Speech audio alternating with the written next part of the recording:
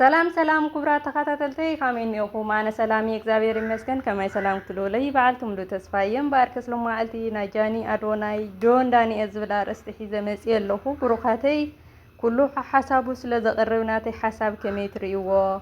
ናትኩም ሓሳብ እውን ኣብ ኮመንት ክፅበእ እየ። ያው እዚ መደብ እዚ ልክዕ ኩሉ ሓሳቡ ስለ ዝህብ ዘሎ ኣነ እውን ሓሳበይ ክህብ ማለት እዩ።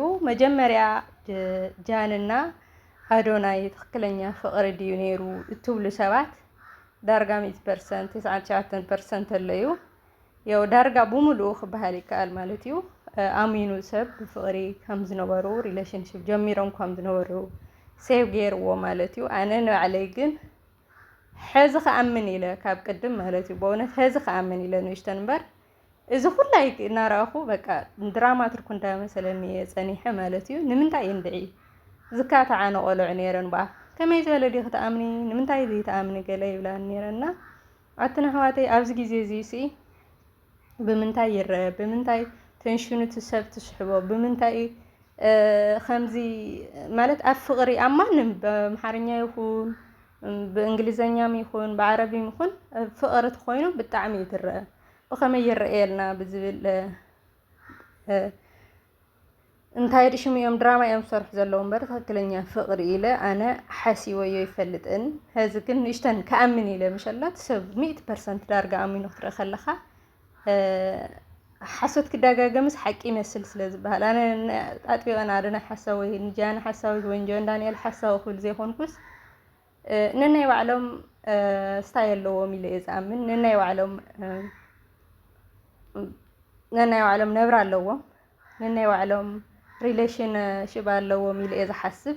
ግን በቲ ንሪኦስ በቃ ቀሪፅናስ በቃ ንኣምን ሰባት እስካሚልና ኢና ኣብዚ እዋን እስካሚልካ ተኣምን ዝብል ሓደ ብርእሰይ ዝነበረ ሓሳብ ክነግረኩም። ንምንታይ ዘይተኣምኒ ትብሉ ከዓን በቃ እቲ ግዜ ሲ እንታይ ይደሊ ኣነ እንታይ ተሰሪሐ እየ ክቕየር ዝኽእል ወይ ኣነ እንታይ ተሰሪሐ ቴንሽን ናይ ህዝቢ ክስሕብ ዝኽእል ዝብል ሓሳብ ዘለዎ ኣብኡ ኣብቲ ሚድያ ኣድሂቡ ክሰርሕ ዝኽእል ሰብ እንተኮይኑ ይጥቀመሉ ኢለ ስለ ዝሓስብ ማለት እዩ። ካብኡ ብምቕፃል ኣዶናይን ከም ኣዶናይ ዝመሰሉ ሰባት ወይ ከዓ ከም ጆን ዳንኤል ወይ ከዓ ከም ኣብነት ብዙሓት ከም መልእክተኛ ዝበሉ ሰባት ቴንሽኑ ንህዝቢ ቀይሮምዎ እዮም። ብጣዕሚ ኣገደስቲ ሰባት እዮም እዞም ሰባት እዮም። ንህዝቢ ንሙሉእ ኢትዮጵያ ኣይኮነን ንኻሊእ እውን ዝውክሉ ሰባት እዮም። ከምኣቶም ክበዝሑ ከምኣቶም ተቐባልነት የግንዮም ክበዝሑ ብጣዕሚ ኣገዳሲ ኢና ኣነ ኢለ ይሓስብ ከም ኣነ ማለት እዩ። እና ብሩኻተይ ከምዞም ሰባት እዚኦም ምብዛሕ ምርኣይ ከዓ እቲ ህዝቢ ንኽረጋጋእ እቲ ፅልኢ ክውሕድ ይገብሮ ማለት እዩ።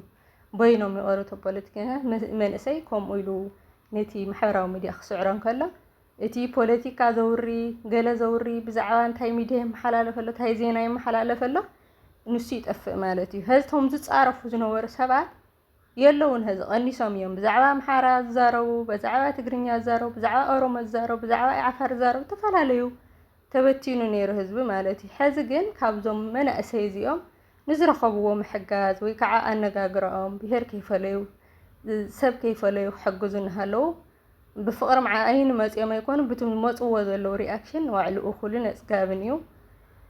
ብዛዕባ ናይ ኣዶናይና ጆን ዳንኤል ናይ ጃን ዝብል ከዓ ከምቲ ሰብ ዝብሎ ተኮይኑ እግዚኣብሔር መፅናዕንዒ ይሃቦ ንኣዶናይ ክብል ዝኽእል ግን ኣነ ኣይኣምኖን። ንኣዶናይ ዘይኮንኩ ብሱርቱ መንገዱ እቲ ኣመፃፅኡ ናይ ብሓቂ ጥልቕ ኢሉ ፍቅሪ ሒዝዎ ኣዶናይ ሲ ንጃና ከምኡ ቢሉ ስእሪ ኢሉላ ኢለስ እንድዒ ኣነ ሙሉእ ንሙሉእ 100% ኣይኣምንን ማለት እዩ። 50% ክኣምን ይኽእል ማለት እዩ። ሕዚ 25% በፂሐ ኣለኹ ቀፃሊ ንሪኦ ኢናታቶም ብዛዕባ እዞም መናእሰይ እዚኦም ግን ኣዶናይ ኣገዳሲ እዩ ንዓና ንማንም ህዝቢ ኢትዮጵያ ኣገዳሲ እዩ። ከም ኣዶናይ ክበፅሑ ከለዉ እቶም ተፃረፍቲ እቶም ዘረኛታት እቶም በቃ ይጠፍኡ ኣለዉ ማለት እዩ። ንእሽተን ሓደ ኣዕርክተይ ስለ ዘለዋ በኣምሓርኛ ብዙሕ እኳ ይኽእል ግን አንዳንድ ሰዎች አሉ የሚከታተሉኝ እህቶቼ ያሉና እህቶቼ ለእናንተ ነው መልእክት የማስተላልፈው። እንዳልሆነ የመሰሉ እህቶች ወንድሞች በጣም ነው የሚጠቅሙ። ጃና ጆን ዳንኤል፣ አብነት፣ ማስተር አብነት፣ መልእክተኛው እንደዚህ የመሰሉ አሉ። ብዙ ወጣቶች በጣም ያስፈልጉኛል። ለምን ምንቀኛ ይሄዳል የሉም። አሁን በትግራይ የሚያወራም የለም፣ በአማራ የሚያወራ እየቀነሱ መጡ። አሁን እሳቸው መምጣት አይፈልጉም። አዶናይ መምጣት አይፈልጉም። ጆን ዳንኤል መምጣት አይፈልጉም። እሳቸው መምጣት ነው የሚፈልጉ። እኛ ደግሞ የምንቃለ ሰው እስከ መጨረሻ የምንሄደው ፍቅር መምጣት ነው ያለብን። እኛ ወጣቶች ያስፈልጉኛል። በፍቅር የሚዘምሩ ለፍቅር የሚሄዱ ሰዎች የሚረዱ ሰዎች ተቀባይነት ሲያገኙ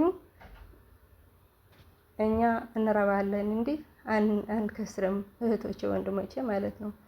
ስለዚህ ስለሚያስፈልጉን መተባበርም አለብን። አይዞ መባልም አለብን። በጣም ተቀባይነት እያገኙ መሆኑን እየታወቀ ነው። እግዚአብሔር አምላክ ጽናት ይስጣቸው። ሁሉ ነገር ያጋጥማል። በፍቅርም ቢሆን በህማምም ቢሆን በተለያየ መንገድ እዚህ የህይወት ጉዞ ስለሆነ ችግር የለውም። አዶናይ ከሆነ ይሆናል፣ ካልሆነም እኔ ትክክል ፍቅር ይዞ ነበር ብዬ አላምንም። ለምን ስለማያምን ጊዜው ስለሆነ በምን አንተሽኑ ሰው መሳብ ስላለው ስራ ነው ብዬ ነው የሚያስበው። የጃናም ይሁን የጆን ዳንኤልም ይሁን የአዶናይም እኔ በፍቅር ተያይዞ ነው ብዬ ሙሉ ደምድሜ አላስብም። ስለዚህ ውዶችዬ ከሆነም በያላችሁበት ፈጣሪ ይስጣቸው፣ ፈጣሪ ጽናት ይስጣቸው፣ ፈጣሪ ከጎናቸው እንዲሆን። ጃና ብትሆን እህታችን ሴት ናት። ጆን ዳንኤልም ወንድማችን ነው፣ አዶናይም ወንድማችን ነው። ሁላችሁም ክፉ ሙኘት የለንም። ሁላችንም የምንወዳቸው የምናከብራቸው እህቶች ወንድሞች ናችሁና እንደዚህ ሰዎች እንዲበዙ የሚያስፈልጉኝ ሰዎች ስለሆኑ ነው ያለብን እንጂ ለሌላ ምክንያት አንጠቀም። አንድ ኮመንት አይደለም ብዙ ኮመንት አዶናይ አንድ ፖስት ሲፖስት ብዙ የብርታት የወንድምነት የእህትነት ጽሑፍ አይቼዋለሁ። በጣም ነው ደስ ያለኝ። እንደዚህ ክብር በህዝባችን የተለመደ መሆን አለብን። እኛም እንደዚህ መከታተልና ብርታት የመስጠት የኛ ስራ መሆን አለብን። ሌላ ምለው እነዚህ ሰዎች መብዛት አለብን። አንድ ሁለት ሳይሆን በየክልሉ በየአገሩ እንደዚህ ጎረምሳዎች ወጣቶች መምጣት ወደፊት አለብን እንጂ ዘረኞች መጥፋት አለብን። ትግሬ የሚሉ ኦሮሞ የሚሉ አማራ የሚሉ እነዚህ ሰዎች መጥፋት አለብን።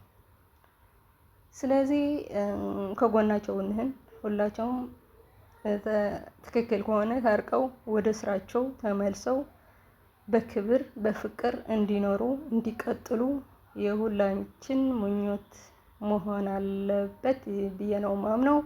የአሁኑ ፕሮግራም ጨርሻለሁ። በሌላ ፕሮግራም እስከምንገናኝ በሰላም ያቆያኝ እያልኩ የአሁኑ ቪዲዮ እዚህ ነበር። ከወደዳችሁ ላይክ፣ ሼር፣ ሳብስክራይብ እያደረጋችሁ አበራታቱኝ። እህታችሁ